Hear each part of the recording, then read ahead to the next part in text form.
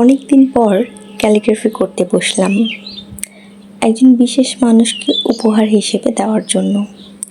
খুব অল্প সময়ে এই ক্যালিগ্রাফিটি করেছিলাম।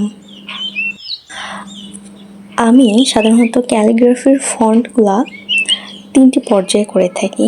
প্রথমে স্কেচ করে নিব, এরপর মার্কার বা পেন দিয়ে লিখে নিয়ে সবশেষে রং দিয়ে সেটাকে কমপ্লিট করি। মানে ধাপে ধাপে আর কি ফন্টগুলো করে থাকি। আমার লেখা কমপ্লিট।